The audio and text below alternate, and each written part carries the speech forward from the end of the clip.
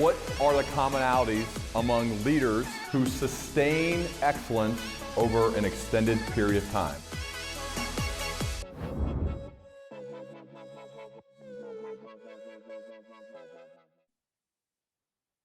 Luvvie, it's so good to have you here on the Learning Leader Show. Welcome.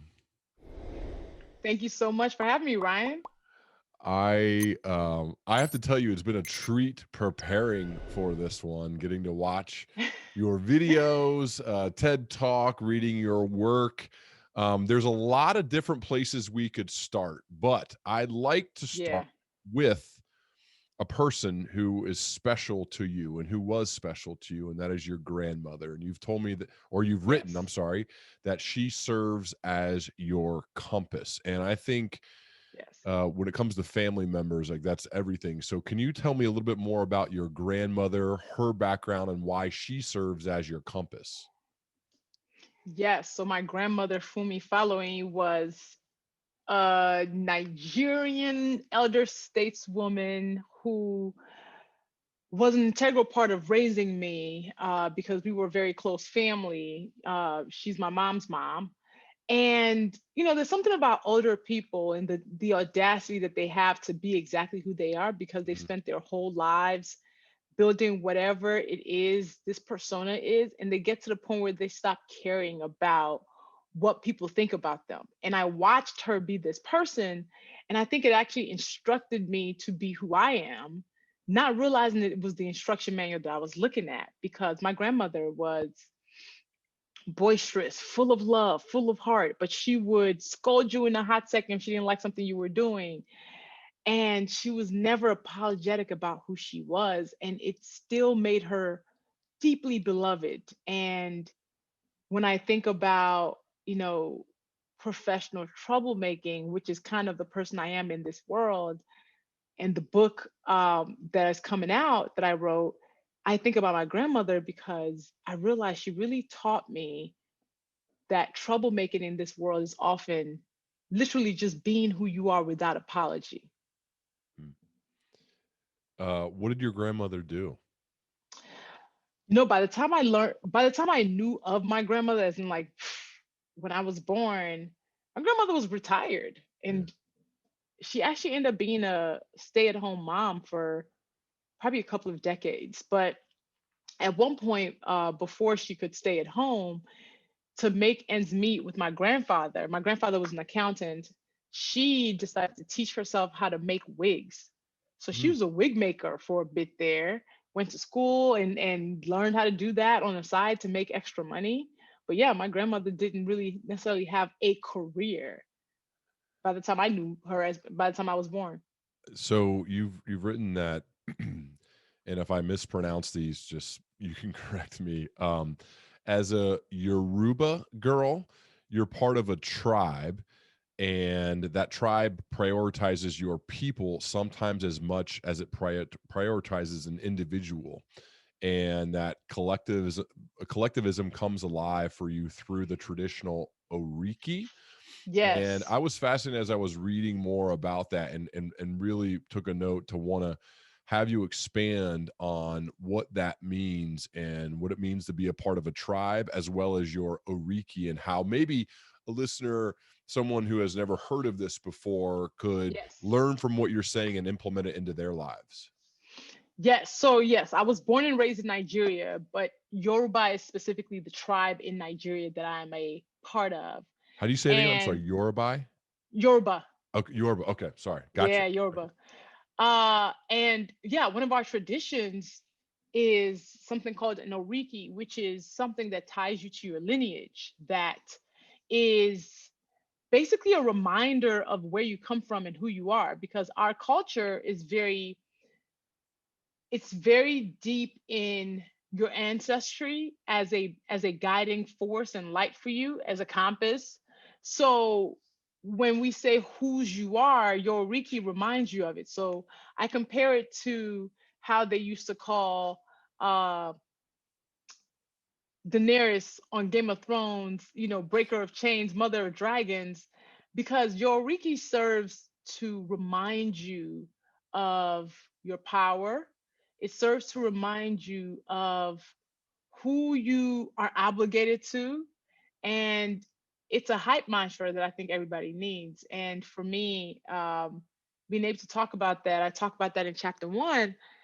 I think it's important because in this world, there are going to be times when we're going to need to be hyped up, right? In our darkest moments, you might need the reminder of how dope you are. You might need somebody to like pull your collar and say, "Hey, remember this thing that you did that dope that time? That was amazing." And I think it's important for us to have that because I don't know about you, but life can be tough. And anything that reminds you of the good that you do and the good that you are is often necessary to pull you back to your center.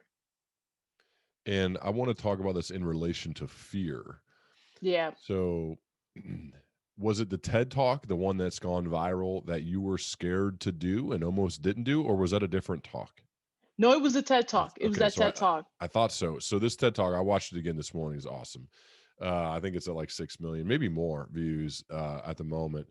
And by the looks of watching you, I would have never known that you were scared. You seem to own the stage. I mean, you took ownership from the second you started. Can you walk me through how you were feeling as you were walking onto that stage? And I'd imagine, you know, as you said, you almost didn't do it. Yeah. How you were able to then not only overcome the fear, but then absolutely crush it when you got on stage. I'd love to hear your mindset, because the way that you view this and then went and did it obviously could help a lot of people as the things that they're scared to do. Ryan, it was almost like an out of body experience. Honestly, Really? I remember that TED Talk so much because, yeah, I had turned it down twice. I was asked to do the TED Talk 6 months before, and I said no because I didn't think I had time to commit to what TED requires of you. Because usually they require like TED run through your talk. Like I was if gonna it's an say, official you TED have to Talk, memorize word for word? so it depends. Yeah. So TED is super specific about the type of talks that they want to see, and when you agree to be a TED Talk speaker, not just TED. So TEDx is the independent ones, but TED official talks, it goes through the TED like platform. So Right. they want to make sure that the talks that happen are of a certain quality. So they assign you a coach. You have months to prep. They ask for your script. They have the right to edit your script once they feel like your talk is good. So I was like, I don't have time for this. It was 2017. It was right after my first book had come out. And I had a crazy speaking schedule. I think that year I had 50 speaking engagements. Wow. So when Pat Mitchell asked me to speak at TED Women, I was like, I'm definitely not going to have time to do that because I have 50 other speaking engagements. I'm not going to have the energy and the time to dedicate to what TED needs. So I was like, nah, I'm good. Pat comes back a second time, and I was like, can't do that because she wanted me to do a panel. Then finally, I was like, you know what? I just come to TED for a day to cheer on my friends because I have to go to another conference that I was keynoting. And Pat was like, if you can come, you can speak. It was 3 weeks before TED, 3 weeks. And I was like, Pat, what are you talking about? She was like, if you're going to be able to come for a day, I want you to speak. And I was like, well, I can't speak because I have to get on a flight at 8 p.m. to New York. And she goes, well, TED starts at 6, so we'll just make you opening speaker. I was like, what? She did not let me say no. And I remember finally running out of excuses and I wrote my talk in an Uber on the way to the airport for another trip that I was taking. Because they were like, hey, we need your script. And I said, okay. So in the Uber in the morning between my house and O'Hare Airport, because I live in Chicago, I wrote the TED Talk with the intention that, like, you know what? The fact that I'm doing an Uber probably means it's terrible. So they're probably going to be like, you're right. You shouldn't do this. Never mind. We're going to take back the invitation. I remember sending the script right as I was pulling up to the airport. When I landed in the city that I was going to, they were like, oh my God, we love it. Perfect. No edits. I was like, how? Again, it was like I was afraid of bombing. Really, what it was I was afraid that I was not ready for the TED stage. I was afraid that I did not have in that moment uh, the capacity to handle such a big commitment. And then I was also afraid of not taking the opportunity basically squandering the opportunity. I was afraid. I was like, okay, if I say yes, if I go on the stage and I bomb, they'll never invite me to do another TED Talk. The people who are in the room watching this live will walk away being like, oh God, Luvvie's worse. So all of that fear is what made me say no. But I remember the critical point was when I called one of my friends when I was about to send Pat Mitchell the third rejection, my third decline. And I said, listen, they want me to do this TED Talk. I'm not sure if I can. Everybody else at this point has been rehearsing their talks for months with their assigned coaches. Their talks have been perfect. And I'm being asked to write a new talk in 3 weeks and deliver. And I was like, that sounds crazy to me. And my friend Unique said, everybody's not you. She was like, your practice, your rehearsal has been the fact that you've been a public speaker for 9 years at that point. She was like, how many talks have you done this year alone? That has been your coaching. So I need you to get off my phone and go write this talk and kill it.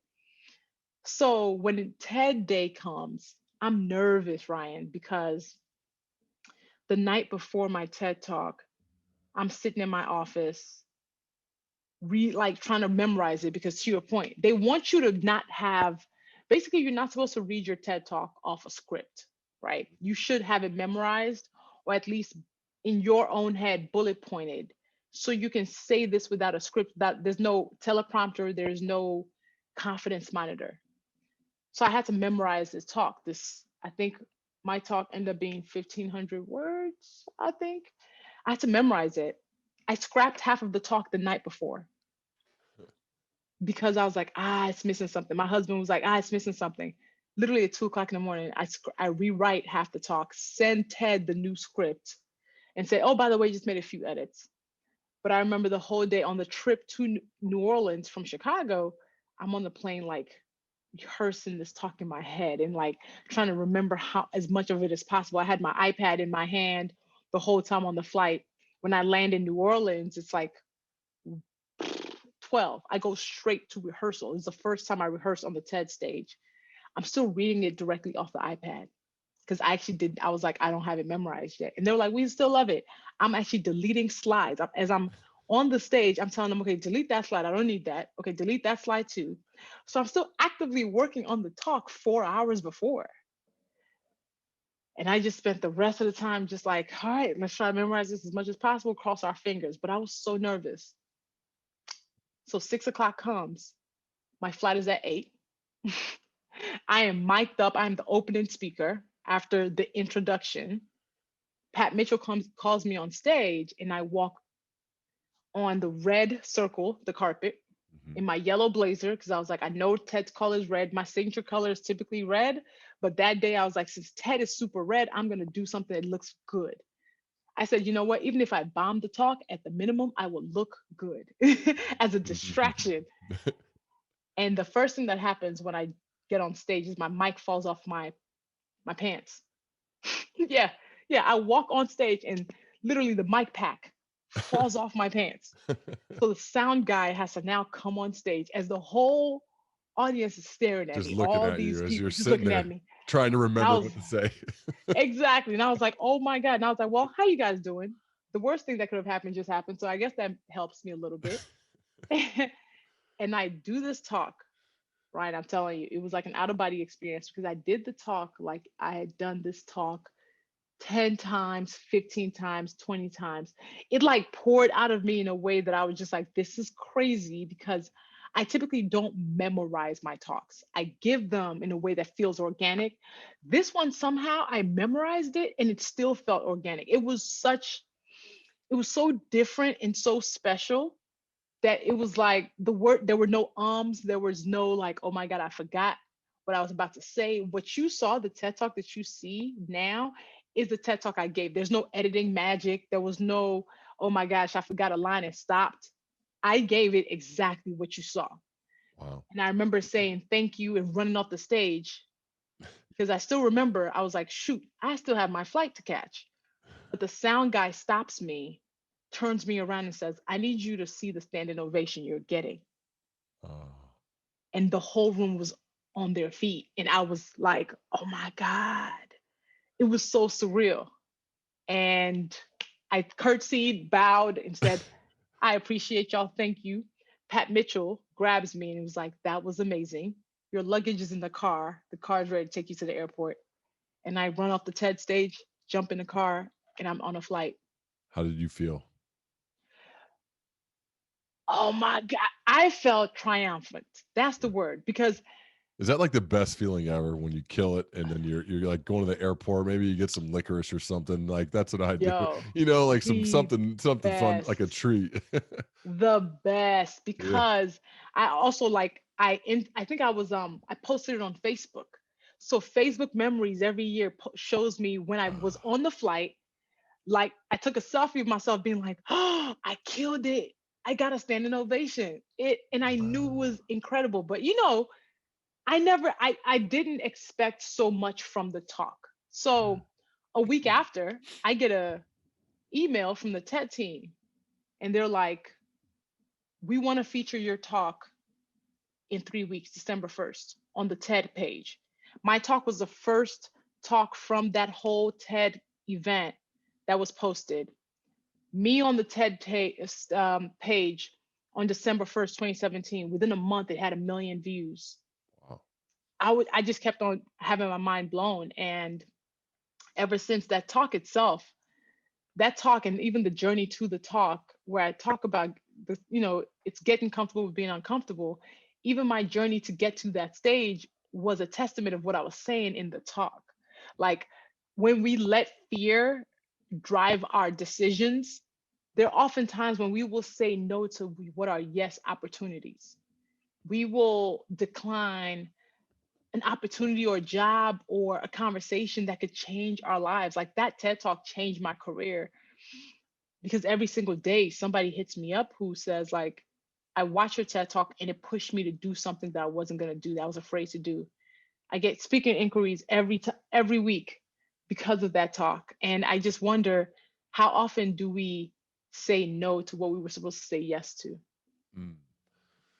And we do that out of fear, and I think that's one of Yeah. your core messages, is where it's just easier to say no to that because you have plenty of excuses. Oh, I have other work to do. I have to write another Yes. book. I have to give more Yes. speeches. I don't have time to prepare for Yes. that. So it's much Yes. easier for everyone, whether it's a TED talk or anything for anybody else. Correct. Can you talk more about that mindset where instead of saying how easy it is to say no to opportunities because we all are busy and have other things, Yeah. and the benefits of keeping our eyes open and pushing through the fear of something really scary and nerve-wracking like that?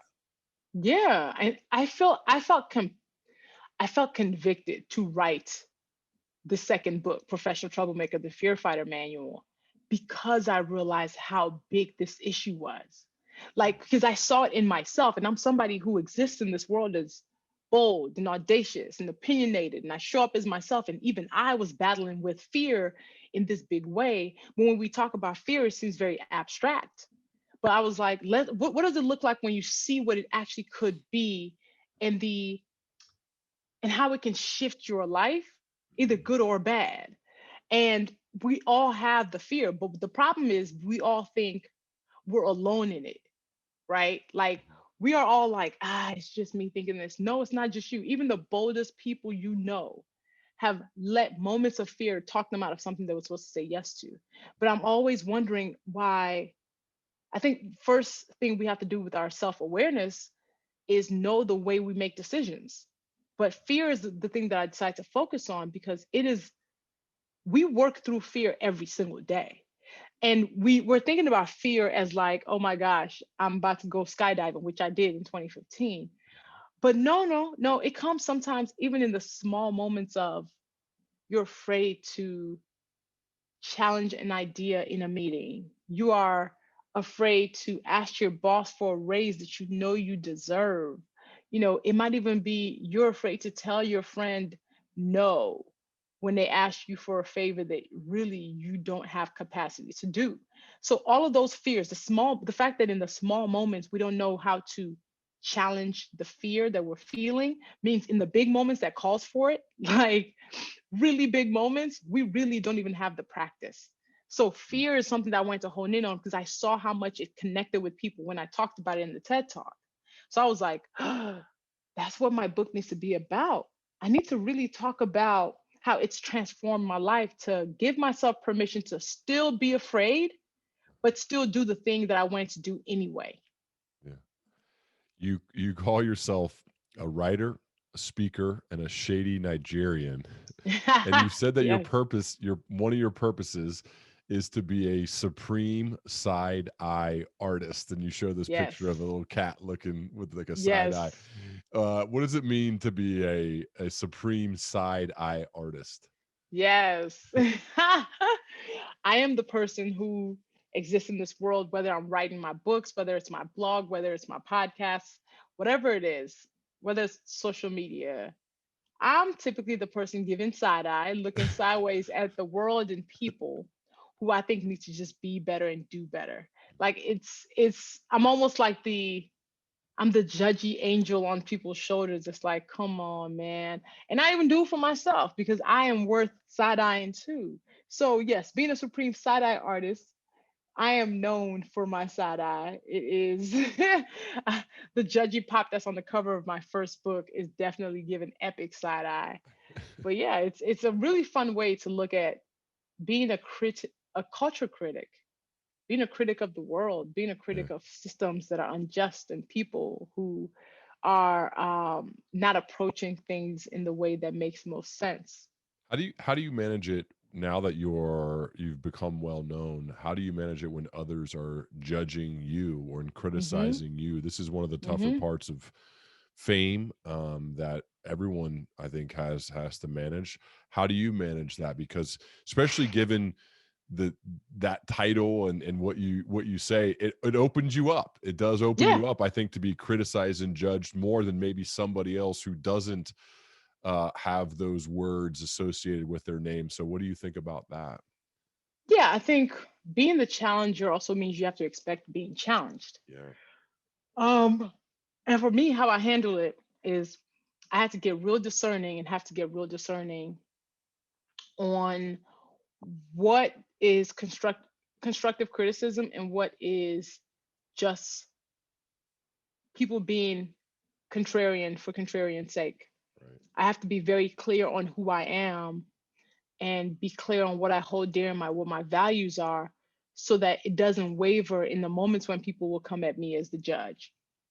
But again, if we are doing something, we should also be able to receive it. So I'm always clear that yes, at any point I can be judged.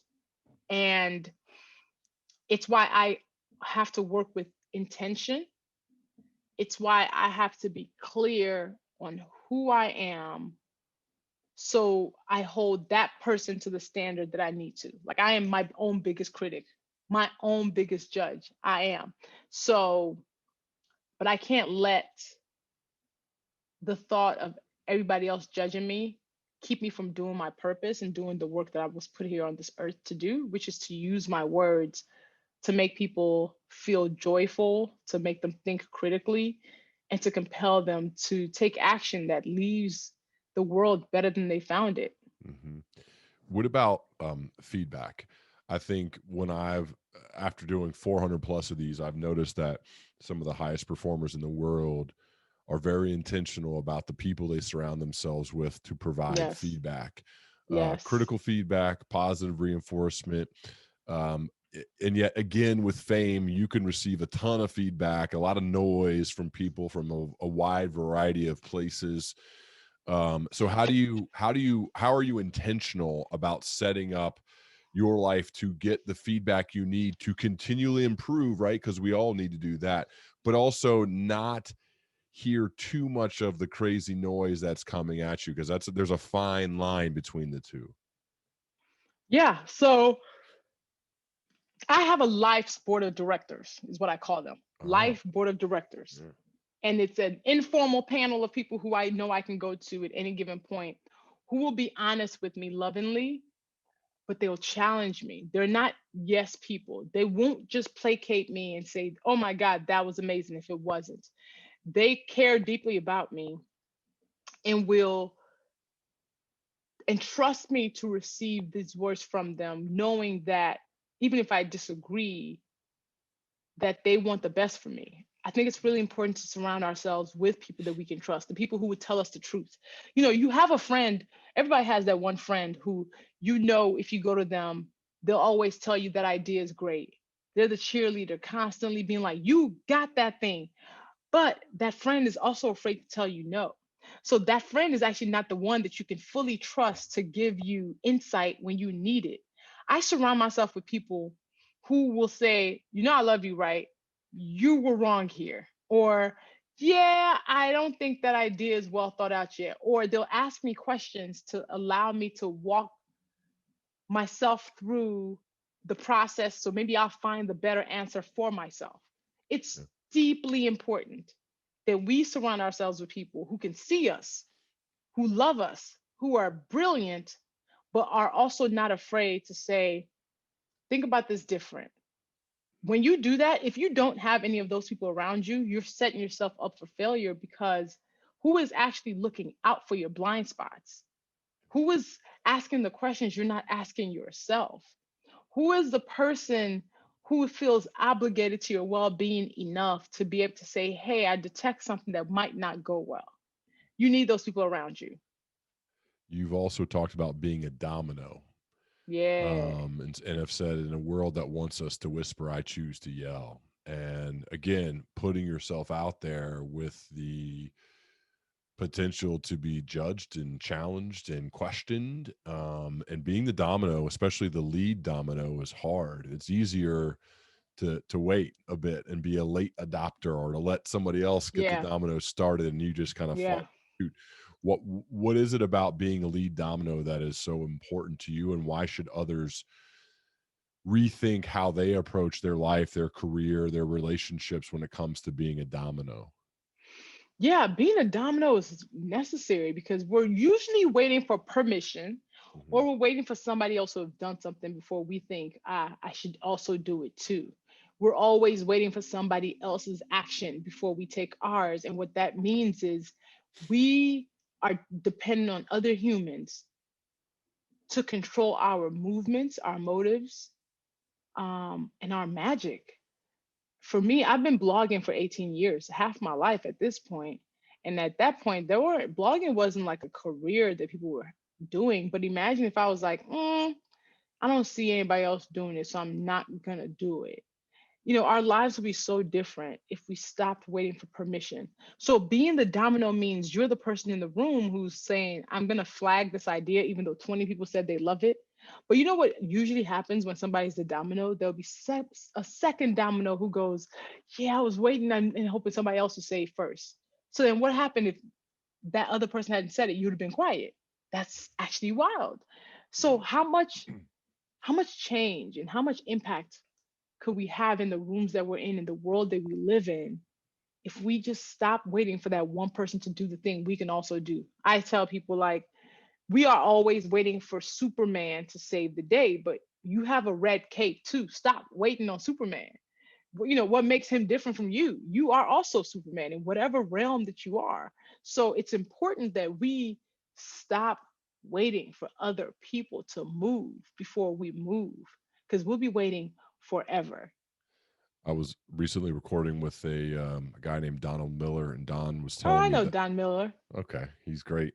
Don was telling me, when he analyzes all the people in his life who have made something happen, of significance, they all have a bias for action. Not Yes. just good ideas, sitting in the corner, taking notes, reading books. Certainly that's part of it, being reflective, learning, growing. That's important. But the difference is the ones who are then willing to take their idea to execution, to act, and Mhm. knowing that they're going to mess up and they're going to make mistakes. Right. And that's part of the deal. If you're not making any mistakes, or you're never messing up, you're not pushing the edges far enough or hard enough. And so I think that the bias for action seems to be embody your spirit, Luvvie, and the way that you behave. Can you talk more about people that you know and having a bias for action if you care to make something happen? I love that phrase, a bias for action, because that's exactly it. I Mhm. think often people think folks who got visible, prominent, or successful are extraordinary people. And I'm always like, no, we're not extraordinary. We just happen to have this stubborn commitment to doing things over and over again. And then people start noticing. That bias for action looks like being the person. Again, I've been blogging for 18 years. I got peer pressure to start blogging in 2003 by my friends when I was in college. Those friends, the ones who made me start blogging, quit their blogs after 2 years. The reason why I'm known is I've had now 16 extra years of practice, of work, of dynamic resume that shows my work. So success is often that bias for action, because the people who are most successful, they're not the overnight sensations. Overnight sensations, they might be successful today, but they can't stay there because they don't know how to sustain what got them there. Yeah. So a lot of people that I call myself a 16-year overnight success. At this point, 18-year overnight success. So when people see me, I'm like, it's because I did this thing. I've been writing on these interwebs for years. Before I got my book deal in 2015, I had been writing for 12 years. Before I got my second book deal in 2019, I had been writing for 16 years. So again, that bias for action is the perfect way to put it. Whatever it is that you want to do, whatever success you're looking for, it's going to have to come with multiple pieces of action over a sustained time period. How were you able to keep going when others quit and others got tired and they couldn't keep going and they stopped writing after a couple years? Because I think this happens with a lot of projects. You get really excited at the beginning, whether you're starting a podcast, which is more common now, or you want to write a book or whatever it may be, any type of project. You get really excited about the idea, and you even get excited about the launch of the idea and doing it initially. And then the honeymoon is done, and you're like, oh, this is hard. I have to really think, and a lot of people quit and they stop, and you didn't. And so what do you think was the difference between you and your willingness and ability to keep going versus the others in your life that stopped? I think the difference is that I was operating in my purpose. It didn't let me stop. I was operating in my full zone of genius.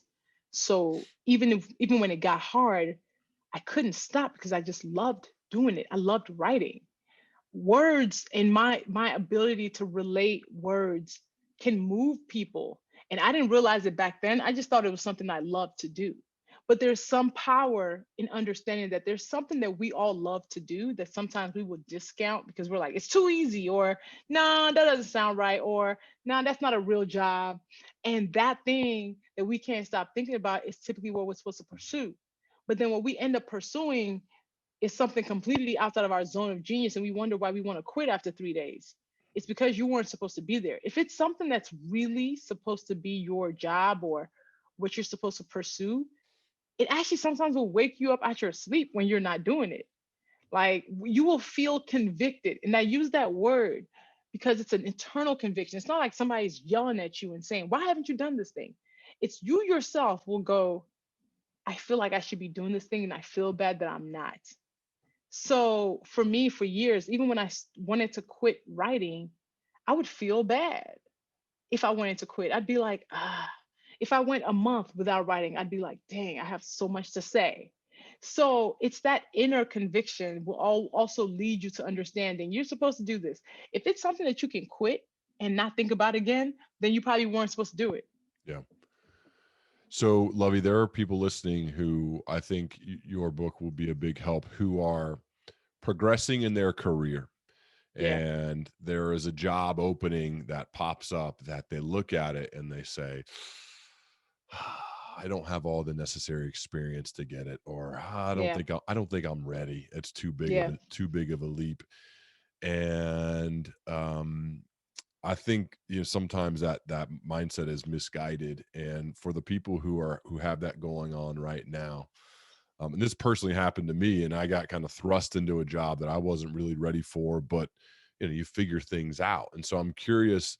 I think it's also easier for me as a guy, a white guy, that others thrust me in the position that I have. I have some sort of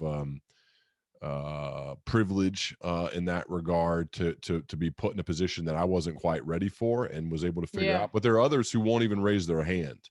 Mm-hmm. And I want to talk to those people who are a little bit nervous Mm-hmm. about that. What would you say to that person who wants to go for the big job, the big promotion, but is scared to even raise their hand to get into the room because they don't feel like they're qualified or have enough experience? Yeah. So I'm really pragmatic, practical. Hmm. And I'm always like, if you can quantify your decisions, you're better for it. Hmm. But also, just even if it feels emotional to you, take the more logical question and ask yourself, what do I have to lose? Yeah. This is important to say and think about, and sometimes even write down, put it on paper. What is the worst case scenario that would happen if you raised your hand for this job? Okay, let's say they say no. All right. If they say no, isn't that just a neutral? Because you don't lose your current job. It's not like you're losing anything. So you stay in the same place. If that's the worst case scenario that you're afraid of, then why not actually just try and see? Mhm. Because the best case scenario is an option too. Oftentimes we will opt out of the best case scenario because we're afraid of the worst case scenario, which is actually not even that bad. So Good point. do not tap yourself out of the best case scenario because you're afraid of the worst case scenario that probably won't come. So Mhm. if the worst case scenario is like they actually hire you, you get a raise, and maybe you don't figure out that job, could you still get another job? Could you go back to your old position? Could you like even demote yourself on purpose? You end up back the exact same where you end up. So again, worst case scenario is often blown out of proportion in our heads. I want people to write down their worst case scenario. I actually have for people who need help trying to even make this decision, they can go to bethedomino.com because I create a truth telling guide. Because I want you in the moments when you are afraid of making the decision, of asking for the raise, of saying the thing in the room in the meeting, quantify your decision. So I have a truth telling guide called Be the Domino. If you go to bethedomino.com, it's free. Just go download that. But just most importantly, if you were somebody who there's something that's being asked of you right now that feels too big for you, and you are afraid of whether you can fail at it, like I was when I was asked to do this TED talk, and I know exactly how you're feeling. Your fear of this phantom consequence is really keeping you from what could be an amazing reward. Just even on a very practical level, you not going for this job is you possibly tapping yourself out of a promotion that would change your life, that will change your financial positioning, that will change the quality of life you can have because now you have more freedom to make those decisions. All because you're afraid of hearing no. Like, I want people to understand, do not turn no into this giant monster that's going to eat you at night.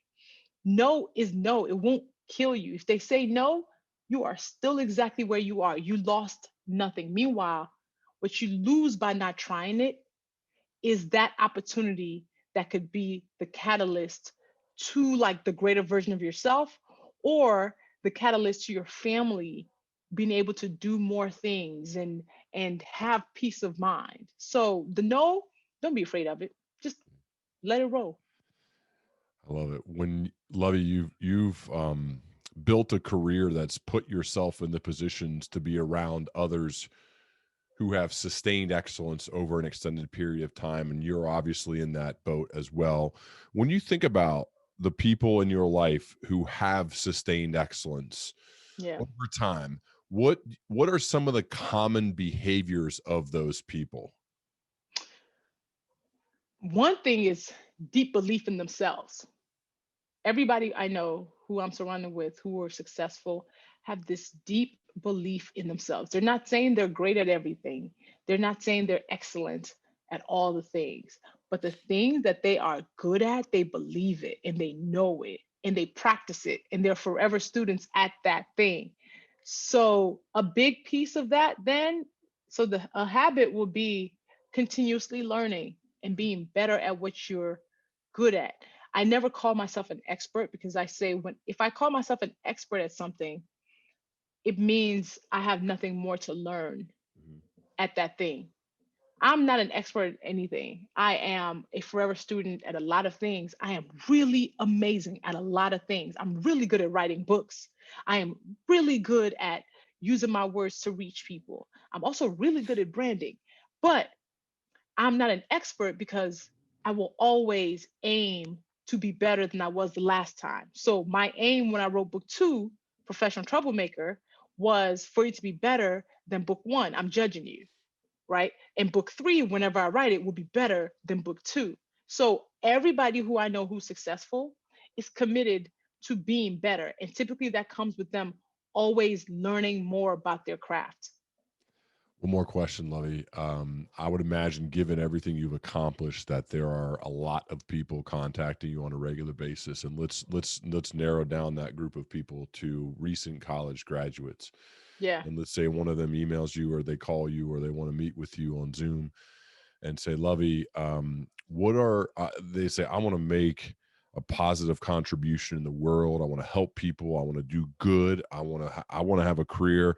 Maybe I don't want to do exactly what you do, but I want to make an impact like you're making an impact. What are some of the basic general pieces of life advice you would give to that person? Everybody's impact is going to look different. Mhm. Don't try to make impact like me. You got to figure out where you can make impact in your space. That's important, because as people are seeing me and other people who they think are prominent, you might want to replicate what they're doing, but honestly, you were not supposed to. Mhm. So you have to actually figure out what is the thing that you like to do, and then what is the thing that you love to do, and then what is the thing that you're good at. There's power in knowing that, because that's where you can make the impact. It's not like I can't make the impact that somebody like a Don Miller would make, because me and Don are different, but I can make an impact in the way I can do it, because that's what's easier, most natural, most compelling, convicting. So yeah, you got to find out what that thing is. Now, if you can't find out, if you're like, oh my God, I have 3 different skills. All right, use all of those, right? Like use all of those. If I didn't have a platform, I would still be using my words to help people, because my college degree is in psychology. I thought I was going to be a psychologist.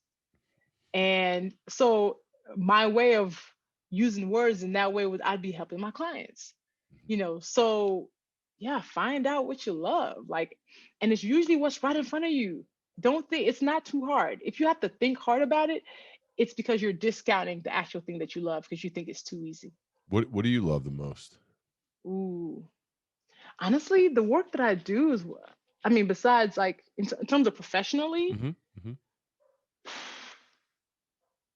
really, I love being able to reach people every single day Hmm. and making them smile, or making them say, hey, you just made me think about something different. Or, I just logged onto Instagram and your post was the first thing that I saw and I needed to see it. Yeah. And I love that, because it's not asking too much of me. I wake up excited to talk about how I'm feeling, what I'm thinking, how I view the world. And I know that if I'm thinking it, somebody else is thinking it. So I'm making somebody else somewhere feel less alone, because I am reflecting them right back to them. So that's what I love, is I have the opportunity to do that every day. And I am an author, but books come out every year, every 2 years, every 3 years. But I also do it on social media. I Yeah. also do it when I'm keynoting. I also do it on my podcast. So impacts looks very different. And it's really important that I don't feel like it's just stuck in one medium or Yeah. stuck in one way. Whether I'm talking to a class of high school students on Zoom, or whether I'm talking to a conference of 17,000 people, I walk with it with the same energy of my job is to serve somebody who is listening with my words. Love it. Love it. This is so good. The book is called Professional Troublemaker, The Fear Fighter Manual. Highly recommend people get it, pick it up. I think your style is it's great because you can tell it's your voice. And that's Yes. hard. I think it's hard. I mean, it makes sense given how long you've written. So you've really honed your writing voice, but it's Yeah. evident from the very beginning that this is Luvvie's voice. Yeah. And I think we can appreciate the authenticity of that, of the fact that Yeah. this has not been run through 100 editors and taken your voice out of it to be some other type of book. It is in your voice. And I think that makes it kind of funny as well as very impactful, because we know it's coming from you. So I just want to acknowledge that and say thank you and encourage people to get it. Thank you for having me, Ryan. Like Of course. I'm always appreciative of people who see me, who are asking me to share space with them. So I deeply appreciate you inviting me to your podcast. Well, I got a note from Meg, from your publishing company, who bought your book. I mean, you probably seen what she said about this, but she says Luvvie's work has literally changed my life. And I'm so incredibly excited for you to experience her new book. You know, an editor or from the publisher, that's not normal for me to get an email like that prior. I usually have a PR person who, they're very kind and they're great and they set these things up. But when you have the executive editor from the publishing company, that's rare. So people should know how rare that is. That Ryan, I'll tell you why she said that. Okay. So Meg, this time, yeah, she was editing my book last year. Okay. And after I got my first draft, she put in some of the comments on the side in a chapter called Ask for More. And she said, Luvvie, just so you know, this chapter made me ask my boss for a raise. Oh, So this was probably like June. Yeah. In December, on our final book call of the year, Meg says, hey, so you're probably the second person I'm telling this, but I have been promoted. She is now editorial director at Penguin Life and Viking Books. Wow. After asking for a raise from her boss after editing my book. And she said, she was like, I kept on hearing your voice in my head. And I asked him, I followed up again. Not only did I get the raise, I got a promotion. So that's why she told you that my book has changed her life. Man, that is so cool. That is so cool. Well, Luvvie, thanks for being here and investing your time. I know you got a crazy schedule. I really appreciate you investing, how much it's evident how much you care about this topic and for the sake of helping other people. And that's inspiring to me. So I really appreciate it. And I would certainly love to continue our dialogue as we both Absolutely. progress. Absolutely, Ryan. Awesome. Thank you so much, Luvvie. Thank you. Okay.